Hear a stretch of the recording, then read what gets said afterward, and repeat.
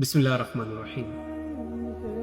फर्ज करें आप एक पहाड़ की चोटी के ऊपर हैं और आप ये देखते हैं कि दो ट्रेनें हैं जो आपस में टकराने वाली हैं, और अब आप क्या करते हैं? आप उन मुसाफिरों के ऊपर तरस खाते हुए अफसोस की नीयत से एक पेज लेते हैं एंड उसके ऊपर लिखते हैं कि ये ट्रेनें 10 सेकंड में आपस में टकरा जाएंगी, और वो ठीक 10 सेकंड बाद आपस में टकरा भी जाती हैं। अब इससे क्या कोई ये रिजल्ट निकालेगा कि वो ट्रेनें इस वजह से टकराई कि आपने उस पेज के ऊपर लिख दिया था कि ये ट्रेनें टकराने वाली है? हरगिज नहीं। ट्रेनें इसलिए नहीं टकराई कि आपने कागज के ऊपर लिख दिया था। आप जानते थे कि ट्रेनें टकराने वाली हैं, इसलिए तो आपने लिखा।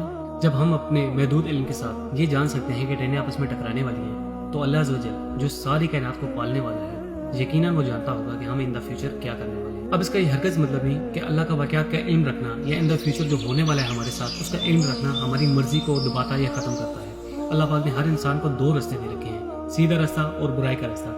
यहाँ पे पिक एंड चूज हमने करनी है कि हमने किस रास्ते पर चलना है, सीधे रास्ते पर चलना है या बुराई के रास्ते पर चलना है, क्योंकि हर मुसलमान का ये अकीदा है कि जन्नत और जहन्नम अटल है। उम्मीद करता हूँ आपको ये बात समझ आ गई होगी। मेरे इस छोटे से मैसेज को आगे फैलाएं। इस्लाम के टॉपिक पे ये मेरी पहली वीडियो थी, तो मुझे ज़्यादा से ज़्यादा सपोर्ट करें ताकि मैं मज़ीद आपके लिए इस तरह की प्यारी प्यारी इन्फॉर्मेशन लेके आऊँ। Thank you so much.